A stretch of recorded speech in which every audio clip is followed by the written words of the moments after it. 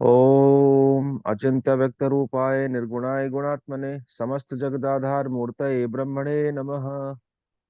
सर्वेभ्यो नमो नमः। कल नमो नमः हमने गुरुदेव। नमो नमः। कल हमने चंद्रमा से द्वितीय द्वादश और उभय भाव में स्थित योगों का अध्ययन किया था। केमुद्रुम योग के विषय में हमने समझा था। लक्ष्मी योग के विषय में हमने समझ लिया है। आज जिस प्रकार हमने चंद्रमा से द्वितीय और द्वादश भावों में स्थित ग्रहों के योगों के विषय में जाना है, उसी तरह से बृहत्पाराशर होरा शास्त्र में सूर्य से द्वितीय और द्वादश में भी ग्रहों के योग बताए गए हैं। जिस प्रकार चंद्रमा से द्वितीय होने पर सुनफा योग बनता है, चंद्रमा से 12वें भाव में ग्रह होने पर अनफा योग बनता है, दोनों भावों में ग्रह होने पर दुर्धरा योग बनता है। चंद्रमा से द्वितीय और द्वादश में कोई ग्रह ना होने पर जिस प्रकार केमद्रुम योग बनता है, उसी प्रकार से सूर्य से द्वितीय होने पर भी योग बनता है। क्या योग बनता है हम अभी बताएंगे आपको। ऐसे ही सूर्य से द्वादश भाव में कोई ग्रह हो तब भी कोई योग बनता है। इसी तरह से सूर्य से दोनों भावों में कोई ग्रह हो, शुभ ग्रह हो या पाप ग्रह हो, इस आधार पर महर्षि पराशर जी ने कुछ योगों का वर्णन योगाध्याय में किया है। तो आज हम इसी विशेष योगों के ऊपर बात करने जा रहे हैं। बहुत अच्छे योग हैं ये। जैसे इसमें सूर्य से काउंट करते हैं, चंद्रमा के योगों में हमने चंद्रमा से काउंट किया था। तो मैंने आपके सामने ये स्क्रीन शेयर की है, आप लोगों को स्पष्ट दिख रही होगी। ये इसमें वो कहते हैं कि आज मिश्रा जी हैं, डॉक्टर अभिषेक मिश्रा जी हैं? नहीं है। आज उन्हीं के लिए मैंने ज्यादा मेहनत की है, वो ही आज उपस्थित नहीं है। देखिए, सूर्यात स्वान्त्यो भय, सूर्यात स्वान्त्यो भय, भयश्च बिना वैसे चंद्रम कुजादिभिः वेशी वोशी समाख्यो च तथो भय चरह क्रमात्, है ना। इसमें स्पष्ट रूप से अंकित किया गया है कि सूर्यात, सूर्य से, स्व माने द्वितीय भाव में, अंत्य, अंत्य माने अंतिम यानी कि द्वादश भाव में, और उभय, उभय माने दोनों भावों में, बिना चंद्रम, चंद्रमा के बिना, है ना, चंद्रमा की गणना नहीं करनी है हमको यहाँ पर। कुजादिभि ही, कुजा, कुछ कुछ आदि जो ग्रह हैं, कुछ माने मंगल, जो मंगल आदि ग्रह हैं, सूर्य से तो योग हम निर्धारण कर रहे हैं, चंद्रमा की गणना करनी नहीं है इसमें। तो बाकी ग्रह कौन बचे? कुछ से लेकर के, मंगल से लेकर के, मंगल बुध गुरु शुक्र शनि, ये 5 ग्रह ये हो तो क्या बनता है क्रमशः? है वेशी वोशी समाख्यो च तथो भय चरह क्रमात्। वेशी योग बनता है, वोशी योग बनता है, इसी तरह से उभयचर योग बनता है क्रम से। माने सूर्य से द्वितीय भाव में कोई ग्रह हो, इन 5 ग्रहों में से, मंगल बुध गुरु शुक्र शनि में से, तो वेशी योग बनता है। सूर्य से द्वादश भाव में कोई ग्रह हो तो वोशी योग बनता है। इसी तरह से सूर्य से द्वितीय और द्वादश दोनों में ग्रह हो तो उभयचर योग बनता है। कोई शंका किसी को इसमें समझने में? स्पष्ट है? सर जी, एक ग्रह होना चाहिए और सभी ग्रह होना चाहिए। 5 ग्रहों में से कोई भी हो, इन्होंने कोई लिख भी एक। दिया। हाँ, कोई भी हो। हम्म। इसने लिखा है कि सूर्यात स्वान्त्य उभयश्च बिना चंद्रम कुजादिवि, कुछ आदि भी। आदि, कुछ आदि भी, है ना, लिख दिया इसमें। कुछ आदि भी का मतलब केवल मंगल नहीं है, मंगल से लेकर के शनि तक हम्म। समस्त ग्रहों में से कोई भी हो तो हम्म। वेशी वोशी और उभयचर योग बन जाता है। जैसे वहां पर चंद्रमा से द्वितीय होने पर सुनफा, द्वादश होने पर अनफा, और दोनों भावों में ग्रह होने पर दुर्धरा योग बनता है। अभिषेक हम्म। जी, आज मैंने आपके लिए श्लोक के नीचे हिंदी भी लिखी है और कुछ शब्दार्थ भी लिखे हैं। धन्यवाद। धन्यवाद सर, ये बहुत ही अच्छा किया है। हाँ। मुझे देख के एकदम प्रसन्नता का अनुभव हो रहा है। लेकिन प्रसन्नता जी। के साथ साथ श्लोक आपको नहीं छोड़ने हैं। हाँ, नहीं नहीं ठीक नहीं, है वो नहीं छोड़ेंगे। है ना। चलिए, जी। मैं एक बार फिर से थैंक यू सर। बता देता हूँ सभी लोगों को। जी। सूर्यात, सूर्य से, स्व माने द्वितीय भाव में, अंत माने अंतिम भाव में यानी द्वादश भाव में, उभय माने दोनों भावों में ग्रह हो बिना चंद्रा, बिना चंद्रमा के, यानी सूर्य से द्वितीय भाव में कोई ग्रह हो या सूर्य से द्वादश भाव में कोई ग्रह हो, अथवा सूर्य से द्वितीय और द्वादश, यानी कि सूर्य से अगले भाव में, सूर्य से पिछले भाव में कोई ग्रह बैठे हों, कुछ आदि जो मंगल आदि ग्रह है, मंगल बुध गुरु शुक्र शनि, तो क्रमशः वेशी वोशी और उभयचर योग बन जाता है ना। वेशी वोशी समाख्यो इस नाम से जो आख्या जो प्रसिद्ध है, ऐसा ही वैसा ही उभयचर योग क्रम से बन जाता है। मैंने नीचे हिंदी में लिख दी है इसकी। अब इसको देखिए आप, जैसे ये एक जन पत्रिका है, इसमें आप बताएं कि यहाँ पर सूर्य से अगले भाव में कोई ग्रह है? नहीं। नहीं है। नहीं है। सूर्य से पिछले भाव में कोई ग्रह है? नहीं है। कोई ग्रह नहीं है। यहाँ पर ना ही वेशी योग बना, ना ही वोशी योग बना, ना ही उभयचर योग बना। ठीक है। अच्छा आगे देखिए, अब एक कुंडली में और दिखाता हूं आपको। इस पत्रिका में देखिए, सूर्य से द्वितीय भाव में गुरु बैठे हैं, बुध भी बैठे हैं, तो यहाँ पर वेशी योग बन गया है। लेकिन सूर्य से द्वादश भाव में, यानी कि सूर्य के पिछले भाव में कोई ग्रह नहीं है, इसलिए यहाँ पर वोशी योग नहीं बना। और सूर्य से दोनों भावों में आगे पीछे में कोई ग्रह नहीं है, एक में ही तो है, इसलिए उभयचर योग भी नहीं बना है। क्लियर हुआ सभी लोगों को? हाँ, इट मीन्स वेशी और वोशी योग बनता है तो उभयचरी बनेगा, नहीं तो नहीं बनेगा। हाँ हाँ, अगर वेशी वोशी दोनों बनेंगे तो ही उभयचरी बनेगा। माने सूर्य से अगले और पिछले भावों में ग्रह होंगे तभी उभयचर योग बनेगा। यहाँ पर बताएं, मोनिका जी बताएं। सर थोड़ा यहाँ सा। पर भी वेशी योग है, क्योंकि सूर्य से अगले भाव में, लेकिन चंद्र को छोड़कर कहा था, तो यहाँ पे कोई योग नहीं है। कोई योग नहीं है, हाँ जल्दी मत करिए, शीघ्रता मत जी करिए। आगे मनीषा जी जी। इसमें कौन सा योग है? मनीषा जी नहीं है, इसमें पारुल। हाँ वैशी। मैं हूँ सर। जी जी। सर इसमें कोई योग नहीं है। सर वेशी योग है। वेशी योग है सर, है, सूर्य बुध से बैठे आगे हैं। बुध बैठे हुए हैं। बुध बैठे हैं सर, वेश योग है। शांत शांत शांत शांत लक्ष्मण शांत। यहाँ पर सूर्य से द्वितीय भाव में में बुध बुध है बैठे हैं तो वेशी तो योग बन वेशी गया है योग। यहाँ पर। जी। चलिए इसमें पारुल जी बताएंगी। सर इसमें भी वेशी योग है कि सूर्य से द्वितीय भाव में शुक्र और शनि बैठे हैं, ठीक ठीक, और बहुत पीछे बढ़िया। भाव में कोई नहीं है, तो वोशी योग नहीं बन रहा है, ना ही उभयचरी योग बन रहा है। ठीक ठीक। आगे इसमें डॉक्टर जी, डॉक्टर साहब बताएंगे।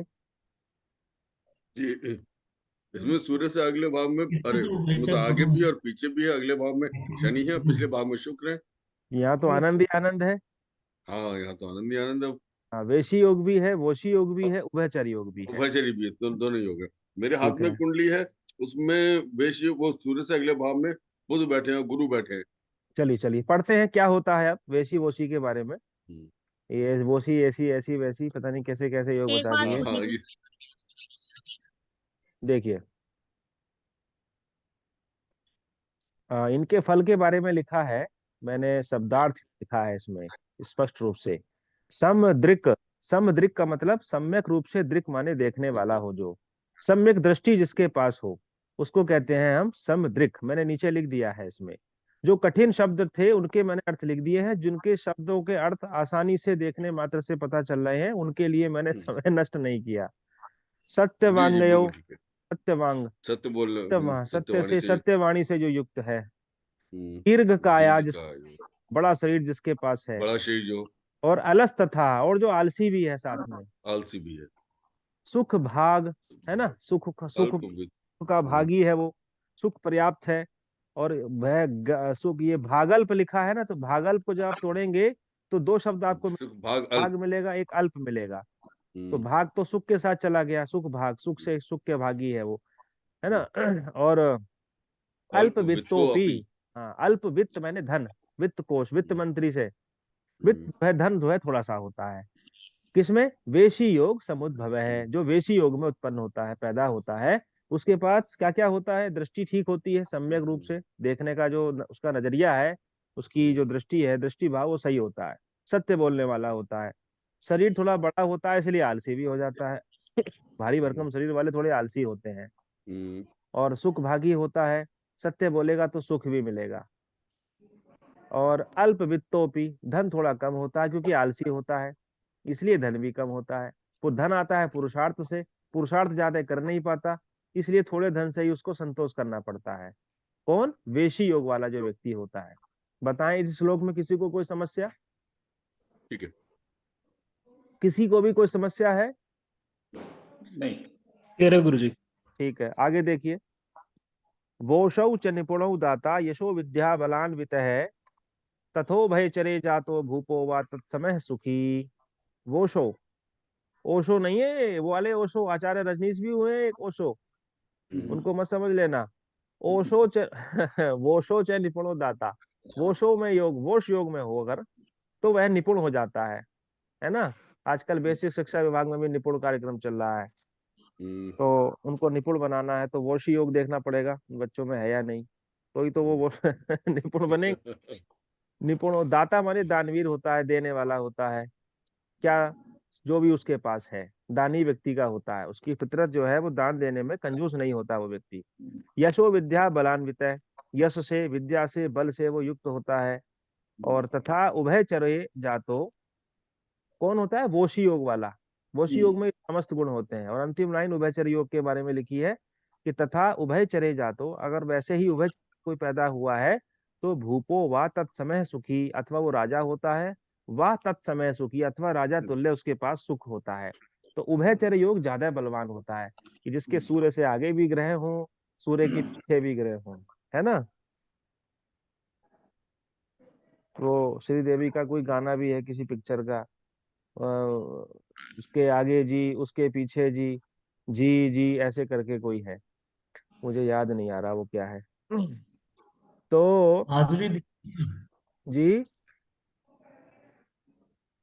माधुरी दीक्षित का है गुरुजी, वो पता नहीं। क्या है? हाँ हाँ, सुनाए सुनाए सर, थोड़ा सा गीत संगीत भी हो जाना वही चाहिए। वाला गाना ना, वो जीजाजी वाला गाना जो है। हाँ हाँ हाँ हाँ, तो यहाँ जीजा जी नहीं है, यहाँ पर वोशी और वोशो है। आगे वोशो जी, पीछे वेशी जी, और आगे पीछे दोनों जी तो उभयचरी जी। तो उभयचर योग वाला व्यक्ति जो है वो राजा तुल्य होता है, राजा तुल्य सुख भोगता है वो। और उसमें आगे लिखा है शुभ ग्रह भवे योगे फलमेव विचिंतयेत पाप ग्रह समुत्पन्ने योगे तु फलम अन्यथा। अगर शुभ ग्रह बैठ जाएं ऐसे योगों में, वेशी वोशी और शुभचरी में, तो उसके फल का चिंतन वैसा ही करना चाहिए जैसा शुभ ग्रह देते हैं। और इसी प्रकार अगर पाप ग्रहों से युक्त हो जाए ये योग, तो उसके अनुसार वैसा ही फल कहना चाहिए। माने इन सारे गुणों में आपको उसी अनुपात में, उसी रेशियो में आपको कमी बतानी चाहिए। और मैं इस श्लोक को फिट कर रहा हूँ, कोरिलेट कर रहा हूँ फल दीपिका से। देखिए ये रहा आपके सामने फल दीपिका का श्लोक, बिल्कुल सेम टू सेम ऐसा ही उन्होंने लिखा है आचार्य मंत्रेश्वर जी ने। फल दीपिका ज्योतिष का एक बड़ा प्रसिद्ध ग्रंथ है, और लगभग कई वर्षों पहले तक ये दक्षिण भारत में ही था। अभी लगभग 50 60 70 साल पहले इसकी हिंदी टीका लिखी गई, और ये हमारे उत्तर भारत में उपलब्ध हुआ, अन्यथा केवल संस्कृत भाषा में ही उपलब्ध था ये। इसमें वो कहते हैं कि हित्वेन्दु शुभ शिवे वास्यु भय चर्याख्या स्वरि भयो भय स्वरिभो भय स्थान स्थै सवितुः शुभ है शूर शुभैस्ति पप संज्ञा स्मृता सत्पार्श्वे शुभ कर्तृत्वदय भय पापस्तु पापहव्यो लग्नात् लग्नात् गते शुभेस्तु। ये शुभेस्तु है भैया, थोड़ा सा कुछ टाइपिंग में गलती हो गई इसमें। शुभेस्तु सुशुभो योगो न पापेक्षित। इसमें कहा हित्वेन्दु, हित्वा इंदु, देखिए नीचे लिखा है मैंने, हित्वा इंदु, चंद्रमा को छोड़कर, इंदु कहते हैं चंद्रमा को, हित्वा माने छोड़कर, चंद्रमा को छोड़कर। और अब नीचे से अर्थ लेंगे इसका, स्थान अस्थाई सविता शुभ है, सविता से स्थान पर हो, किस स्थान पर हो? स्वरी हो भय, स्व माने द्वितीय, रिफ कहते हैं 12वें भाव को, अर्च भाव को, और उभय, उभय माने दोनों तरफ, यानी द्वितीय भी और द्वादश भी। ठीक है, ये लिख रहे हैं आचार्य मंत्रेश्वर जी, बड़ा क्लिष्ट करके लिखा है उन्होंने।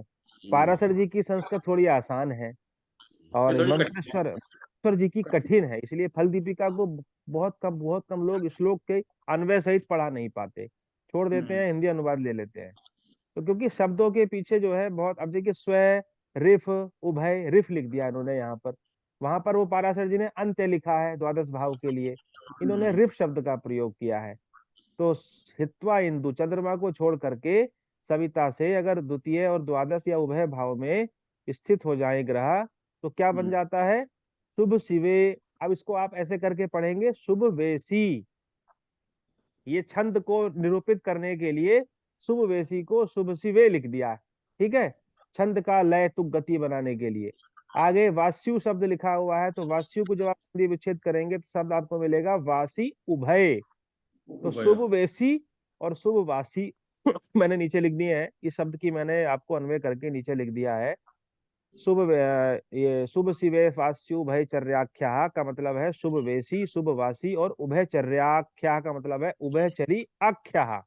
उभयचरी के नाम से जो आख्या माने जो प्रसिद्ध है 3 योग वो बनते हैं। और शुभ शुभैस्ते पाप संज्ञा स्मृता, अगर शुभ ग्रहों से बन रहे हैं तो शुभ फल देने वाले होंगे, और पप संज्ञा हो जाएगी अगर वहां पर पाप ग्रह बैठ जाए। यानी जो मंगल बुध गुरु शुक्र शनि 5 ग्रह है ना, इन 5 ग्रहों में सारे के सारे 5 शुभ तो नहीं है। इनमें से बुध की और बृहस्पति की और शुक्र की शुभ संज्ञा है, और इसी तरह से मंगल की और शनि की वो क्रूर संज्ञा है ना। तो अगर ये ग्रह बैठ जाएंगे तो थोड़ा सा स्पेसिफाई कर दिया उस चीज को, वहां पर भी उन्होंने कहा है, अंतिम दूसरी चौथी पंक्ति में लिखा है इस बात को। तो सत पार्श्व, पार्श्व कहते हैं बगल में, अगल बगल में। शुभ कर्तृद्वय भे पापस्तु पापा हुआ हो, माने सूर्य से अगर अगल बगल में ये द्वादश में शुभ कर्तरी योग बन जाए, माने सूर्य के द्वितीय भाव में भी शुभ योग शुभ ग्रह हो, सूर्य से द्वादश भाव में भी शुभ ग्रह हो, यानी कि जहां सूर्य बैठे हैं वो वाला भाव शुभ कर्तरी के योग में आ जाए, उससे आगे भी शुभ ग्रह हो, उससे पीछे भी शुभ ग्रह हो। जब हमने आपको शुभ अशुभ योग पढ़ाया था तो उस समय लग्न से पढ़ा था, लग्न से द्वितीय भाव में शुभ ग्रह हो तो शुभ योग बनता है, लग्न से द्वादश भाव में पाप ग्रह हो तो अशुभ योग बनता है। तो यहाँ पर हम ले रहे हैं वाला भाव जहां पर सूर्य बैठे हैं, तो सूर्य से अगले भाव में पिछले भाव में शुभ ग्रह बैठे हो तो शुभ कर्तरी हो जाता है। ऐसे ही सूर्य जहां बैठे हैं वहां पर अगले भाव में पाप ग्रह बैठे हो, यानी मंगल शनि हो, तो वो पाप कर्तरी योग हो जाता है। लग्नात वित गतई, लग्न से दूसरे भाव में गया हुआ कोई शुभ ग्रह अगर बैठा है, ठीक है, शुभस्तु तो शुशुभो तो शुभ योग होता है, ये हम पढ़ ही चुके हैं। लग्न से द्वितीय भाव में अगर शुभ योग हो, शुभ ग्रह बैठे हो तो शुभ योग होता है। और न पापेक्षित ही, बस शर्त यह है कि खाली शुभ ग्रह बैठने से नहीं बनेगा। फल दीपिकाकार ने इसको स्पष्ट कर दिया है कि उस द्वितीय भाव में बैठे हुए शुभ ग्रह पर जो लगन से दूसरे भाव में बैठा है शुभ योग बना रहा है, लेकिन उस दूसरे भाव में बैठे ग्रह पर पापेक्षित ही पाप ग्रहों की दृष्टि ना पड़ रही हो। अगर पाप ग्रह की दृष्टि पड़ रही है तो योग भंग हो जाएगा। ठीक है, क्लियर हुआ? तो अब गुरुजी, इसको जी थोड़ी सी मुझे शंका थी जी ये चंद्रमा वाला समझ में नहीं आया कि चंद्रमा को छोड़कर जैसे अरे सूर्य के साथ सुनिए, उसी में जब चंद्रमा बैठा जब है। जब हम चंद्रमा के योग पढ़ रहे थे, चंद्रमा से द्वितीय द्वादश में, तो वहां पर सूर्य को छोड़, वहां पर सूर्य काउंट नहीं करना है। ये चंद्रमा से, ये सूर्य से बनने वाले योग हैं, शुभ वेशी शुभ वासी उभयचरी, इसमें हमको चंद्रमा काउंट नहीं करना है। जैसे सूर्य के साथ ही उसी ग्रह में नहीं, चंद्रमा बैठे हैं तो कोई योग नहीं बनेगा फिर? योग कब बनता है, ये योग त्रिलोक कब बनते हैं? जब सूर्य जिस भाव में बैठे हैं उससे अगले भाव में कोई ग्रह हो, अथवा जी उससे पिछले भाव में कोई ग्रह हो, अथवा दोनों भाव में ग्रह हो, तभी तो योग बनेगा ना। सर, दोनों भाव में है और देखिए साथ में इसका सूर्य के मतलब साथ ये चंद्रमा। चंद्रमा को छोड़ करके मतलब ये है कि अगर चंद्रमा से दूसरे भाव में सूर्य से दूसरे भाव में चंद्रमा बैठे हैं तो शुभ वेशी योग नहीं बनेगा। चंद्रमा को गिनना नहीं है इसमें, इसमें केवल 5 ग्रहों के प्रभाव को गिनना है आपको, मंगल बुध गुरु शुक्र।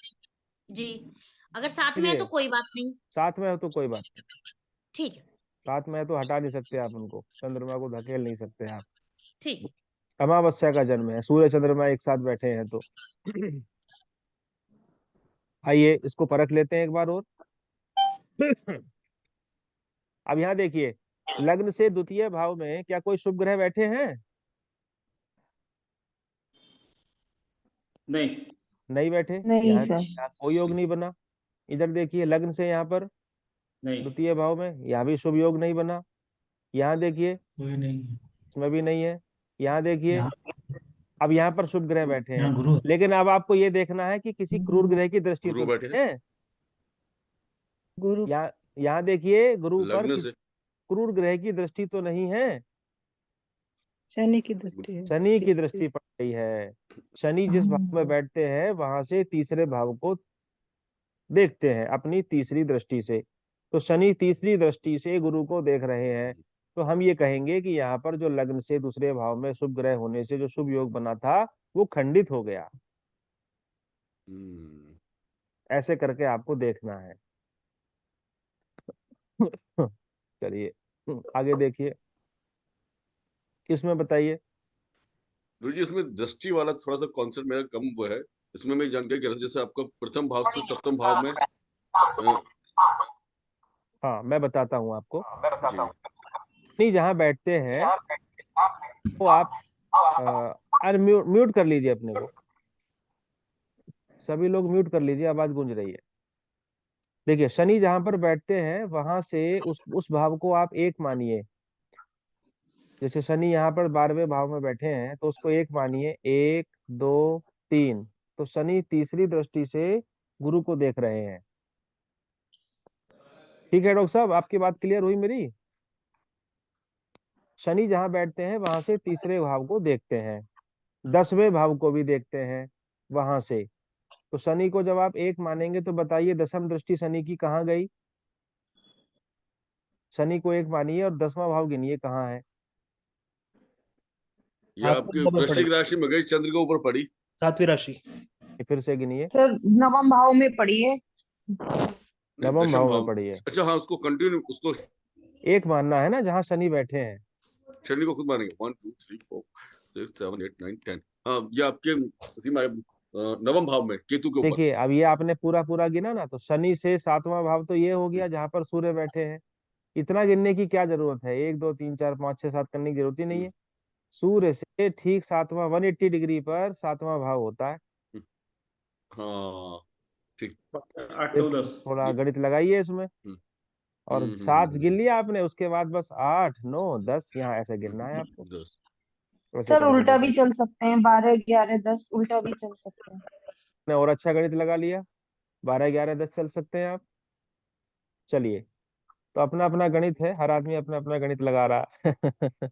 इसमें देखिए, इसमें बताएं आप, शनि की तीसरी दृष्टि कहाँ पड़ रही है? शनि भाव है। 9वें भाव में। हाँ नवम भाव, ठीक है। राहु और ये हाँ, दसम दृष्टि कहाँ पड़ रही है? हम्म, जब चौथे नवम है भाव उसके में। बाद ये मंगल पर चौथे भाव में। वृषभ। दसम दृष्टि बताइए। चौथे सर भाव में। दसम फोर्थ दृष्टि। हाउस में। चौथे भाव पर, हाँ ठीक, बहुत बढ़िया। तो इस तरह से आज हमने शुभ व्यक्ति शुभवासी। अब मैं आपको एक चीज और दिखाता हूँ, बड़े काम की चीज है वो।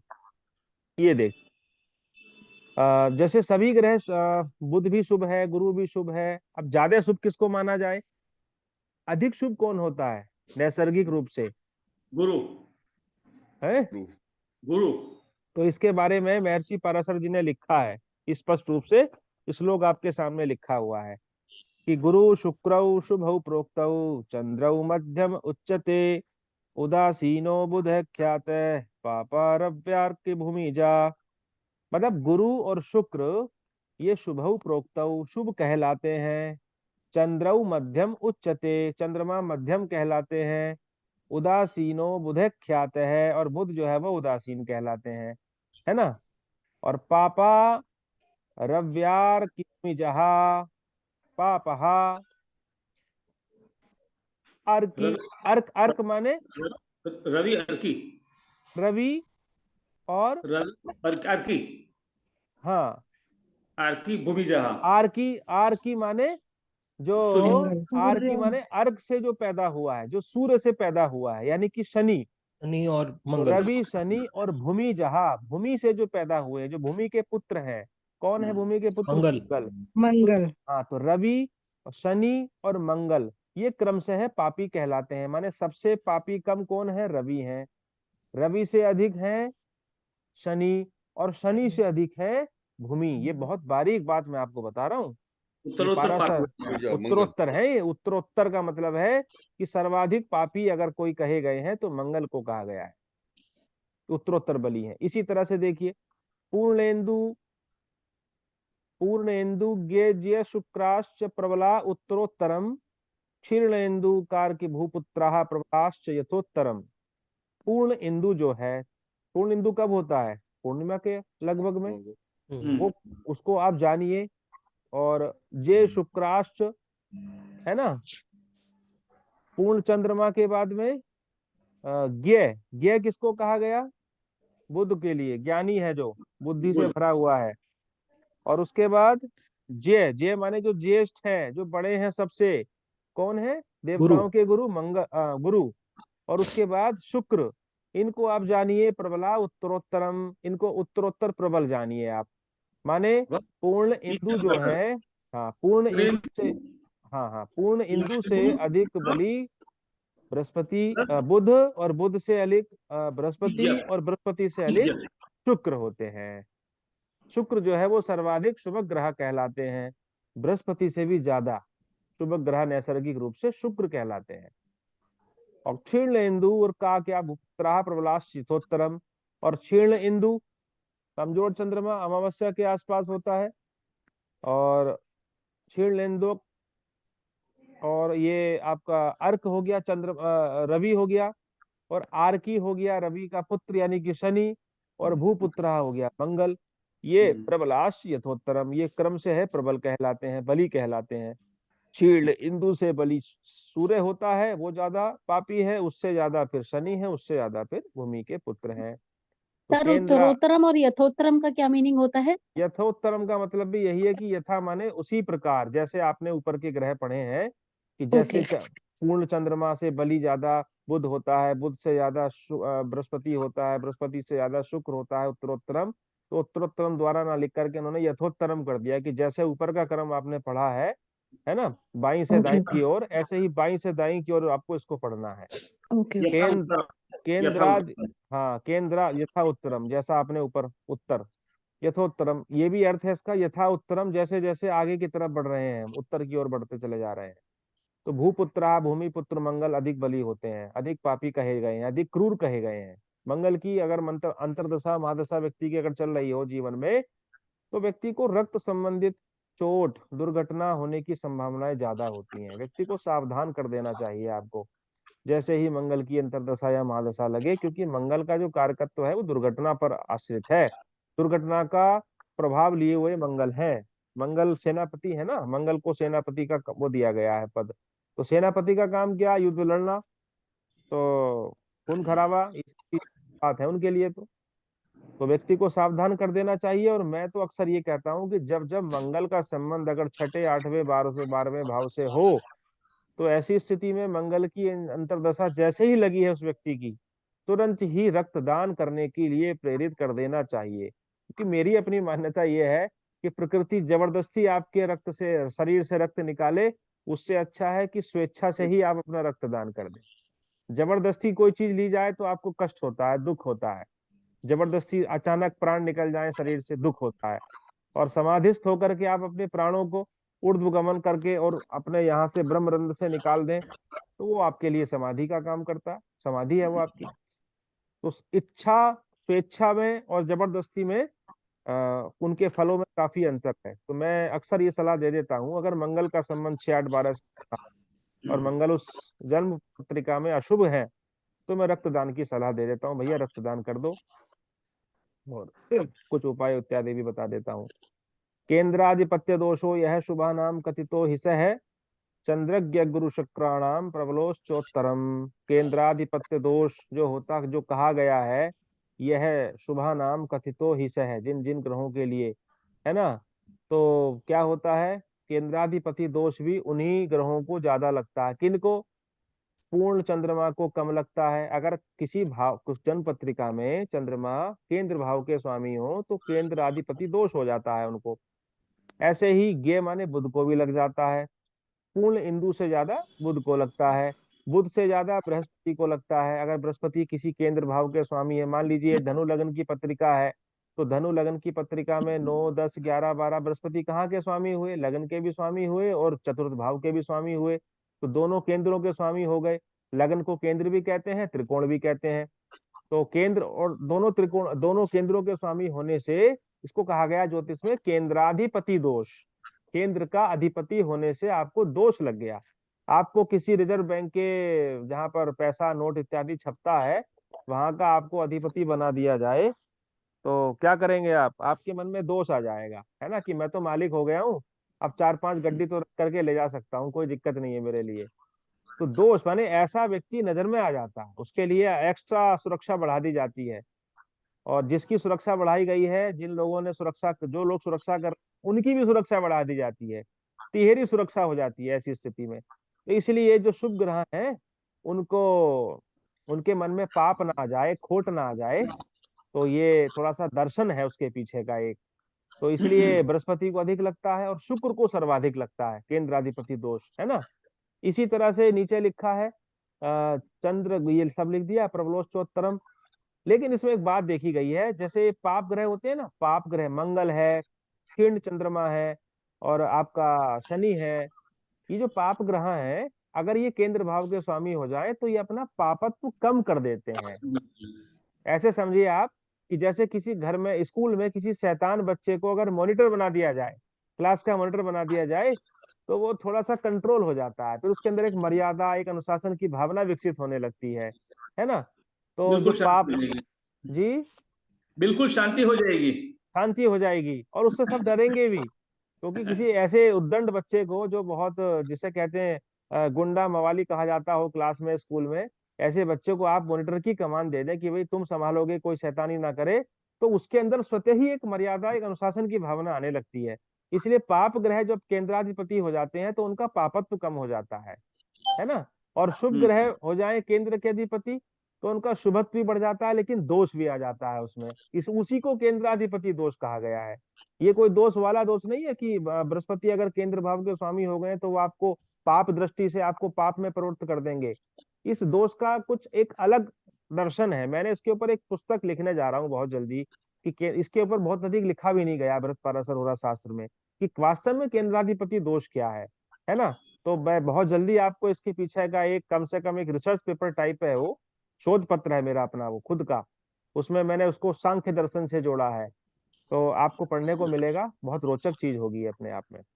तो खैर, कुल मिलाकर के आज का हमारा सत्र जो है वो यहीं पर समाप्त होता है। कि मैं अपने सेशन में भी मुझे जहां लगता है कि कहीं बृहत जातकम का श्लोक मुझे लेना चाहिए, मैं ले लेता हूँ। मुझे लगता है फल दीपिका का मत लेना चाहिए, मैं ले लेता हूँ। मुझे लगता है पाराशर जी का मत लेना चाहिए, मैं वो भी ले लेता हूँ। मैं आपको निचोड़ देता हूँ यहाँ पर। आपको जो है ना, उसकी दही की लस्सी पिलाई जाती है बिल्कुल तैयार करके। आपको उसमें चीनी वगैरह कुछ नहीं मिलाना, सब कुछ रेडीमेड है, और वो भी निःशुल्क है, बिना किसी पैसे के है। ठीक है। तो आप इतना ही इसको पढ़ेंगे ना, तो आपके मन में अनुसंधान वृत्ति आने लगे। मैं ऐसा मान के चल रहा हूँ। अगर इतना भी आपने पढ़ लिया, और अभी तो आपको 2 महीना भी मुश्किल से नहीं हुआ, मैंने तो 1 साल का प्रॉमिस किया था आप लोगों से। 1 साल मुझे आपको बृहत पाराशर, फल दीपिका, ये मैं घोट करके आपके दिमाग में डाल दूंगा। फिर आप 1 साल के बाद आप कहना कि हमारा ज्योतिष के प्रति नजरिया क्या हुआ है। ठीक है। 1 साल के बाद मैं आप सभी लोगों से फीडबैक लूंगा। आपसे ही नहीं, इस यूट्यूब के माध्यम से जो लोग सीख रहे हैं, हजारों लोग सीख रहे हैं मेरे चैनल को देख करके, उन सबके माध्यम से एक फीडबैक लूंगा। और उस 1 वर्ष के बाद में जब आपके मस्तिष्क के ये योग, दृष्टियां इत्यादि बैठ जाएंगी, तब मैं एडवांस कोर्स शुरू करूंगा। तब आप भविष्य कथन करना सीखेंगे व्यक्ति के बारे में। लेकिन 1 वर्ष तक अभी आपको ये बेसिक कोर्स है। मेरे एडवर्टाइजमेंट में भी लिखा हुआ था कि ज्योतिष का बेसिक कोर्स मैं कर रहा हूँ। जब ये बातें आपके दिमाग में बैठ जाएंगी, कब कब सुनफा मुनफा होता है, क्या पणफा होता है, अपोक्लिम होता है, क्या दृष्टियां होती हैं, कैसे कैसे क्या होता है, तो फिर आप ग्रहों का ना संयोग वियोग आसानी से देख लेंगे। जन्म पत्रिका को देखने मात्र से आप बता सकते हैं व्यक्ति करोड़पति है कि अरबपति है, व्यक्ति अल्पायु है कि मध्यायु है, व्यक्ति की गवर्नमेंट जॉब लगेगी कि सरकारी की प्राइवेट जॉब लगेगी, व्यक्ति उच्च श्रृंखल प्रवृत्ति का होगा कि चारित्रिक रूप से धनी होगा। एक कुंडली, एक नजर मारने से, एक दृष्टिपात करने मात्र से, ग्रह बोलते हैं नवग्रह, नवग्रह नहीं है, वो परमात्मा के अंश है, परमात्मा अंश है। प्रथम अध्याय में आपने पढ़ा था, महर्षि पराशर जी ने कहा, क्या कहा कि सूर्य के अंश से ही तो भगवान राम का अवतार हुआ है, चंद्रमा के अंश से भगवान कृष्ण का अवतार हुआ है, शुक्र के अंश से परशुराम जी का अवतार हुआ है, वारा अवतार, जितने भी अवतार हुए हैं, कूर्म अवतार इत्यादि भगवान के, ये सब ग्रहों के अंश को लेकर के उत्पन्न हुए हैं, और अपना अवतार का समय पूर्ण करके वापस अपने ग्रहों में विलीन हो जाते हैं, है ना। तो परमात्मा के अंश है ग्रह, कोई भौतिक पिंड नहीं है। इस दृष्टि से अगर मात्र अंग्रेजों की, विदेशों की, पाश्चात्य सभ्यता को लेकर के हम पढ़ेंगे कि ये मात्र और मात्र फिजिकल प्लेनेट्स हैं, तो आप, भाई फिजिकल प्लेनेट्स है तो दृष्टि कैसे होंगी, दूसरी तीसरी पांचवी छठी दृष्टि, आप ये सब इन सबका निर्धारण कैसे करेंगे आप। तो दृष्टि का मतलब ग्रहों को आपने अगर अपने मत्स्य पुराण ग्रंथों को पढ़ा, पुराणों को पढ़ा, उसमें साफ साफ लिखा है कि पृथ्वी देवी है, पृथ्वी का अपना एक देवीय स्वरूप भी है, देवीय स्वरूप भी है, पृथ्वी की आराधना की जाती है। माता भूमि ही पुत्रो हम पृथिव्या, अथर्ववेद की ऋचा मिलती है। माता भूमि है, मैं उनका पुत्र हूँ। तो मातृभाव हमारे यहाँ भारतीय सनातन सभ्यता में हर एक पहाड़ तक को जो है देवीय स्वरूप दिया गया है, देवत्व दिया गया है, वृक्षों के अंदर देवत्व दिया गया है, नदियों में देवत्व दिया गया है। हमने केवल और केवल मात्र इनको जड़ पिंड नहीं माना, हमने देवीय स्वरूप इनको माना है, भाव रूप से हमने इनको पूजा है, तब जाकर के हमको ये सारे रत्न मिले हैं ज्योतिष के आड़ में। वेदांगों का अध्ययन किया ऋषियों ने, शिक्षा कल्प ज्योतिष निरुक्त छंद व्याकरण हमने पढ़ा। तो आप छठा वेदांग पढ़ रहे हैं वेद का। चलिए, प्रवचन तो बहुत हो जाएगा, प्रवचन से बोलता रहूंगा। अब तो ज्योतिष के ऊपर अध्ययन करिए आप, ज्यादा से ज्यादा जन पत्रिकाओं को इकट्ठा करिए, बहुत ज्यादा से ज्यादा, जितना एक एक सुनफा योग से संबंधित आपके पास कम से कम 100 जन पत्रिकाएं होनी चाहिए। उनका कंपैरिजन करके आप देखिए कि जो योग वास्तव में शास्त्रकारों ने लिखे हैं क्या वो फलित हो रहे हैं कि नहीं हो रहे हैं, तभी तो हम अपनी बात को प्रूव कर पाएंगे समाज करके। केमुद्रुम योग के फल देखिए, केमुद्रुम योग बड़ा प्रभावकारी होता है। चंद्रमा से आगे पीछे भाव में अगर कोई ग्रह ना बैठे सर हो। आपने बड़ा थोड़ा सा बताया इसके बारे में। केमुद्रुम योग के बारे में तो चर्चा कर चुके। केमद्रुम लास्ट में बताया था बस, चंद्रमा से आगे पीछे बहुत थोड़ा सा बताया था लास्ट में। सूर्य को छोड़ करके चंद्रमा से अगले भाव में, पिछले भाव में अगर कोई ग्रह नहीं है, और लग्न से भी सूर्य को छोड़कर कोई ग्रह नहीं है, तब व्यक्ति केमुद्रुम दोष से पीड़ित हो जाता है। उसके दोस्त नहीं होते, मैं आपको अपना अनुभव बता रहा हूँ, उसके दोस्त नहीं होते, उसकी सहभागिता समाज में बहुत कम होती है, वो व्यक्ति अकेला पड़ जाता है। चंद्रमा कौन है? मन है, मन। अगर मन का कोई साथी नहीं हुआ तो व्यक्ति एकांत प्रिय हो जाता है, इंट्रोवर्ट नेचर उसकी हो जाती है। ये फल आपको किसी शास्त्र में नहीं मिलेगा, ये मेरा अपना व्यक्तिगत अनुभव है। मेरे पास कम से कम 25-26 जन पत्रिकाएं ऐसी हैं जिनमें केमुद्रुम योग है, और वो बिल्कुल अलग अलग थलग पड़े हुए हैं। समारोह में, किसी फंक्शन में आपको ऐसे व्यक्ति अलग दिखाई दे जाते हैं, ठीक है। और जिनके चंद्रमा के आगे जी और पीछे जी हो ना, उनका जो है वो महफिल वाले लोग होते हैं, जहाँ बैठ जाए वहीं महफिल जमा दें अपनी, उनके आगे मुझे पीछे एक बैठने बार वाले और अच्छे से समझना था केमद्रुम योग। और गुरुजी अच्छे ये से मैं स्थायी समझू। होता है ना ये? बिल्कुल स्थायी होता है, चंद्रमा से आगे पीछे भाव में अगर कोई ग्रह नहीं बैठे तो। चंद्रमा अकेला होना अशुभ कहा गया। मैंने आपको कल बताया था ना, परसों, केमुद्रुम योग की तो इतनी निंदा की गई है इस योग की, कि ऐसे योग में राजा का भी कोई व्यक्ति पैदा होना तो वो भी अकेला पड़ जाता है। मैंने राहुल गांधी का आपको एग्जाम्पल भी दिया था। देखिए इसमें, देखिए यहाँ पर चंद्रमा से आगे पीछे भाव में कोई ग्रह है, यहाँ पर तो बैठे हैं, तो यहाँ पर केमुद्रुम योग नहीं बना। यहाँ देखिए, यहाँ देखिए, यहाँ पर केमुद्रुम योग बना हुआ है, लेकिन लग्न से केंद्र में बुध बैठे हैं, इसलिए केमुद्रुम योग भंग हो गया। चंद्रमा से आगे पीछे भाव में कोई ग्रह नहीं है, लेकिन लग्न से केंद्र में बुध है, इसलिए केमुद्रुम योग भंग हो गया। केमुद्रुम दोष नहीं लगेगा इसको अब। ठीक है मैम, क्लियर हुआ आपको? जी। अभी बस इसमें- यही मेरे हाथ में कुंडली है, इसमें देखिए आप, उसमें चंद्रमा से आगे पीछे कोई ग्रह नहीं, लेकिन लग्न से केंद्र में ढेरों सारे ग्रह बैठे हैं। शुक्र केंद्र में शनि भी सारे है, मंगल भी है, हम्म, चंद्रमा स्वयं भी केंद्र में है, लग्न से केंद्र में है, तो योग भंग हो हम्म, गया। तो ऐसा बहुत ही कम केसेस में मिलता है केमुद्रुम अच्छा। योग। यहाँ देखिए, चंद्रमा से यहाँ तो खैर नहीं बन रहा, तो ऐसे करके आपको जो है कर लेना है इसका, है ना। ठीक है, फिर आज हम यहीं पर समाप्त करते हैं। तो भंग बस एक ही शर्त पे होगा कि केंद्र में ग्रह हो। लग्न से केंद्र में अगर ग्रह है तो भंग हो जाएगा। गुरुजी एक चंद्रमा से प्रश्न। आगे पीछे भी कोई ग्रह ना हो, लग्न से केंद्र में भी कोई ग्रह ना हो, तभी उसको आप केमुद्रुम दोष कहेंगे। गुरुजी थोड़ा अलग लिखा है जी, सारावली। जिस तरह से केंद्र दुम योग भंग हो रहा है, कौन से ग्रह से हो रहा है? सपोज करें कि आगे पीछे नहीं है, लेकिन केंद्र में ग्रह बैठा है, मंगल जैसा पाप ग्रह बैठा है, तो भंग तो हो गया। लेकिन क्या इससे ये भी पता लगता है कि उसके जो मित्र होंगे या उसकी आसपास की जो मंडली होगी वो उसमें। हाँ बिल्कुल बिल्कुल, अगर पाप ग्रहों ने भंग किया है तो उसकी संगति पाप, मतलब जो कहना चाहिए जो नकारात्मक प्रवृत्ति के लोग हैं वहां पर अधिक होगी। उसकी सोसाइटी का जो लेवल होगा वो उतना अच्छा नहीं होगा, एक तरह से मैं कह सकता हूँ सदचरित्र नहीं होगा। लेकिन अगर शुभ ग्रहों ने भंग किया है तो उसकी संगति जो है वो शुभ लोगों से होगी। ऐसा लिखा है बृहद जातकम में भी, और ऐसा लिखा है पाराशर ने भी। मैंने आपको कल पढ़ाया भी था इस बारे में एक श्लोक ये मुद्रुम योग का। मैं फिर से दिखा देता हूँ आपको, लीजिए एक बार और।